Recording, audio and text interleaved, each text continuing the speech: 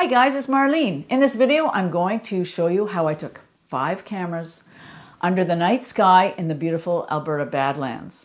I'm going to talk about one of the worst things that has ever happened to me on a photo shoot, and I'm going to talk about how you prepare yourself to take all that gear on location.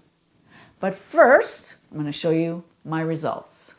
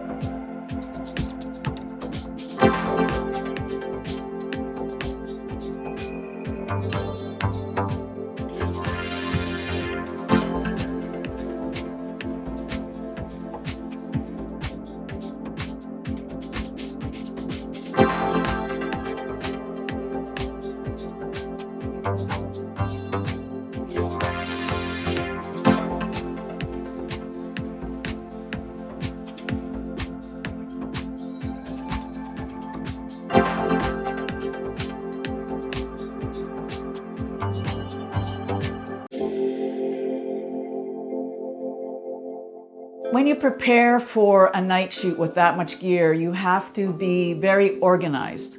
And what I did was I spent the afternoon before going out to the shoot setting up each camera to do one task. So I'll go over the task that each camera had. Now the LUMIX L10, the task of the LUMIX L10 was to scout locations and maybe take a few sunset shots. So my friend Erin and her dog Kevin came along, and we had a great time exploring, and we used our Photo Pills app, and we were often seen holding up our cell phones to the sky to line up the Milky Way with some interesting foreground. So camera number 1, L10 for scouting. Now the task of camera number 2, which was the G9 Mark II, was a live view composite. And I wanted star trails circling over the Polaris, over the North Star, because I wanted a nice circular pattern centered. Because I had so many cameras in the dark, so the L10 was not used in the dark, but the rest of the 4 cameras were used in the dark. So what I had to do, or what I did to stay organized, was I put a cheat sheet on the back behind the flippy screen of each camera with some of the basic things so that I wouldn't get mixed up, because you need to know it was pitch dark. I wanted to be able to just use the red light and get set up in near dark astronomical twilight. I set it up for 2 lenses, the 9mm and the 15mm. So I have here live view, 9mm, 15 seconds. So that is the maximum shutter speed that I can use with this lens without getting star trails. Although I think you could probably get away with longer shutter speeds because you're doing star trails, But anyway, I digress. For the 15mm lens, it's 8 seconds, and the ISO just depends on the light at the time. So of course I do test shots with all of these before I get into the full, night thing, because I had this one set up for 2.5 hours to get the shot that I showed you. So that's the G9 Mark II. So next I had the LUMIX S9 full frame, and I used the 24 to 60mm f2.8 lens. Now this is the 18mm right now because the 24 to 60 is actually filming me right now. And on this cheat sheet, I have, what do I have? Time lapse. So because this doesn't have a mechanical shutter, I could do a time lapse, but I couldn't do a live view composite.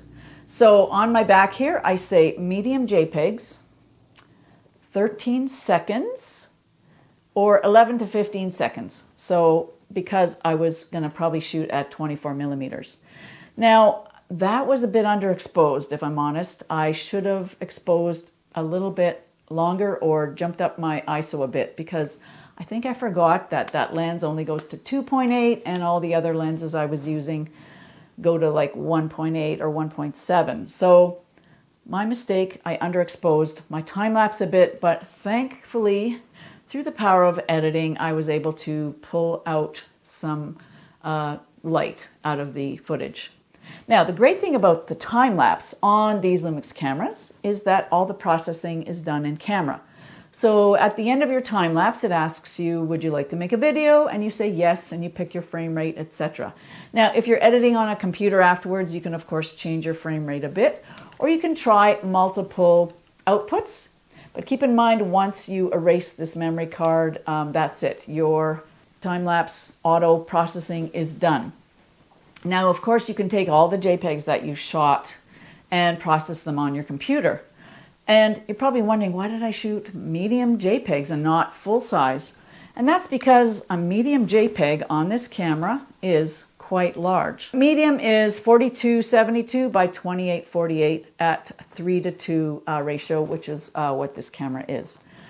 If you pick large and you're shooting JPEGs plus RAW and you're doing a time lapse, that is going to really fill up your memory card fast. So just be careful that if you do pick a larger file size and you shoot RAW files for your time lapse, which you're welcome to do, you're going to need a very large memory card, especially if you go for several hours. So I picked JPEG medium, and that is why. Also, when you're done shooting your time lapse, don't forget to set it back to a large JPEG and RAW if that's what you normally shoot. Okay, next camera is the S1 Mark II, and that I used for my still photos, and I used it with this 18mm LUMIX lens. It's an f1.8. Really nice lens for Astro. I hope LUMIX comes out with a 14mm. I would love a 14mm. Hint, hint, guys, if you're listening to me, I want a 14mm prime, please. Anyhow, yes, so my still photos were ranging from 30 seconds to 3 minutes because I also used the tracker. So when you use a tracker, it allows you to do a single shot Astro at a longer time, longer exposure. Because with the 18mm lens, the maximum shutter speed you can get without getting movement in the stars is between 13 and 15 seconds if you want to have really crisp stars. But when you use a tracker, you can go as long as you want. So my maximum that I did do for this shoot was 3 minutes. So 3 minutes, and my ISO at 3 minutes was 400 ISO. I have a whole video on the Move, Shoot, Move Nomad Star Tracker if you'd like to learn more about that, and I will leave the video in the description below. Along with the little notes on each of the cameras, I actually made some cheat sheets, and that way, if I go out again, I've got sort of like the starting point, so the base, exposure and lens setup, so that I don't have to start from scratch every time. Astrophotography is the hardest type of photography that I do right now. I mean, there's other things that are very hard. Working with people can be hard. But in terms of the technical stuff, I find this very challenging. And I wish that, I was more creative on this shoot. I spent so much time setting up the tech that I kind of neglected the creative part. So maybe I should go out with less cameras and concentrate more on getting better compositions with my Milky Way photos themselves. Because I know I can do the time lapse and the composite. That's easy. But I think I should spend more time scouting and being more prepared for that part of it. Now, the thing about shooting things with a 3-minute exposure with a star tracker is that your foreground is going to be blurry because the camera's moving. The stars aren't moving, but the camera's moving across the landscape. So that gives you a blurry foreground. So what you should do is take a blue hour photo first and then combine it in Photoshop with your stars. Now, because we moved around a bit, I wasn't able to take my blue hour photos first. I mean, we were busy, and I didn't just want one composition for this night. Now, if your foreground or your landscape of your image of your starry sky is far away, you won't notice the blur as much. But if your foreground is really close, like we have with the hoodoos here, you will have blur for sure in your foreground. So it's recommended to take a blue hour shot or just turn the tracker off. So if you want an exposure longer than 60 seconds, you have to use bulb mode. And a handy tool for bulb mode is using the LUMIX Lab app. And that way you don't need a manual shutter release for your camera. So all you do is hook up the LUMIX Lab app to your camera, and you go into the button and you push it and you can lock it. So then after that, all you gotta do is look at your stopwatch and time it so that you get the time value that you want for that certain exposure.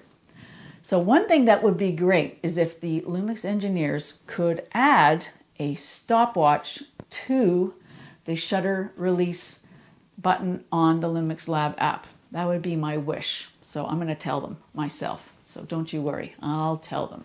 I actually use that for all my exposures so that I wouldn't have to touch the camera. However, if you are depressing the shutter manually, you should set up like a 2-second delay or something so that you don't get camera shake or vibration from touching it, because any little movement in that camera is going to make your stars blurry. So the last camera I used was the Insta360 AcePro2, and I used it on the star lapse setting. And what the star lapse does is it basically takes a time lapse video, and then you can process it in the Insta360 app to do different things. You can do the star trails, and you can do the star lapse where it shows you the building of the star trails. So it's like a moving live view composite. So this camera was facing south, recording the Milky Way moving across the sky, where the G9 Mark II was facing north and creating the live view composite of the stars there. So yeah, fun to play with. The quality is way different though. I noticed that on the star lapse, you don't get as much color as you do with the LUMIX cameras.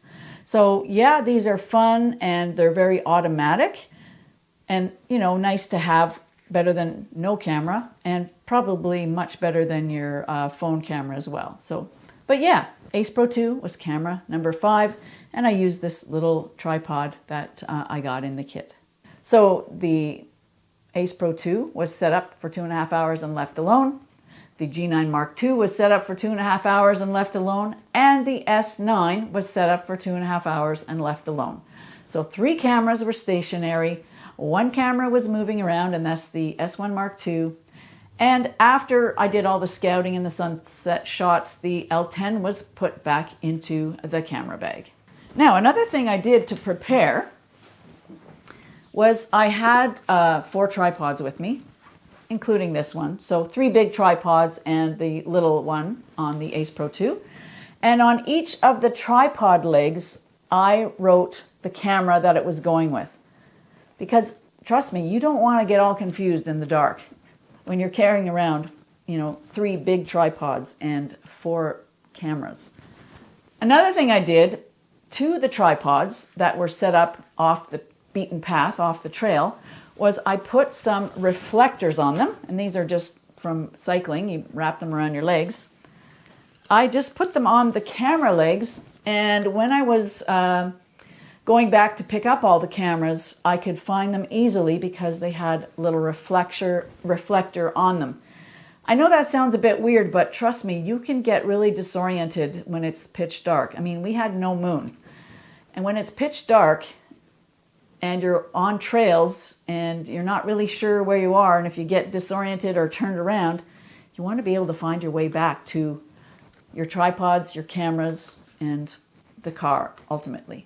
So yeah, there's another tip for you. Put some reflector on your tripod legs or put some reflector tape. Also, I used white gaffer tape so I could write on things. Also very handy. And you can pick up the white very easily too, even with your red headlamp. And also, yeah, don't forget the headlamp. And it does take about 20 minutes or maybe even more to get your eyes used to the darkness completely. So once you go dark, you do not want to turn on any white light until you're ready to pack it up and go home for the night.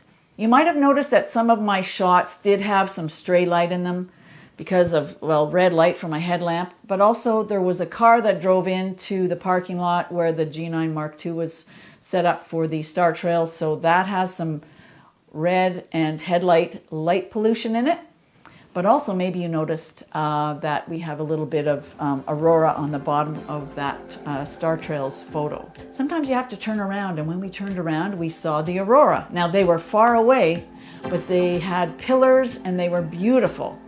All right, I think that's all the tech. It's kind of general. I didn't want to go into too much detail. I've made other videos about Aurora and how to shoot night photos and how to set up live view composite. So I'll put all those links in the video description. If you have any questions, please let me know. Always happy to hear from you guys. You guys are awesome. And if you're inspired, perhaps you can consider buying me a coffee or a super thanks. All the links are in the video description below for that. See these hands? See these arms? Remember I talked about the worst thing that has happened to me on a photo shoot? Well, I was attacked by midges, no-see-ums, whatever you want to call them. Nasty, tiny little critters that you don't actually notice right away. You think you're being attacked by mosquitoes. But these little no-see-ums got worse 24 hours later, and now it's like 48 hours later, and I'm still getting new spots on my arms. I mean, I've got them on my neck. I don't know if I want to show you this, but behind my ears, in my neck. It seems almost like they had babies or something and they went in even more. Aaron and Kevin were fully covered with DEET and muskol, and those two, according to Aaron at least, haven't had any of these bug problems that I've had. I don't like using DEET because in the past it's melted pens and things that I've been holding. So I kind of like to avoid DEET if I can. I did shoot a bunch of mountain biking back in the late 90s in Quebec, in the bush at Mont Saint Anne, and I was eaten alive by black flies, but I had the sense to, the next time I went there, to wear a bug shirt. And I don't know if I could shoot astrophotography with a bug shirt on because you can't see really well through the mesh that's covering your face. And it's okay for a mountain bike race with autofocus, but when you're manually focusing, I'm not sure that looking through the screen of a bug shirt would help. But next time, it's DEET all the way. And also, you know, maybe elastics around my wrists. And that's probably the worst experience I've ever had on a shoot. I mean, they even got my knuckles. If you like my videos and you want more information about astrophotography, you can watch this video next. See you soon.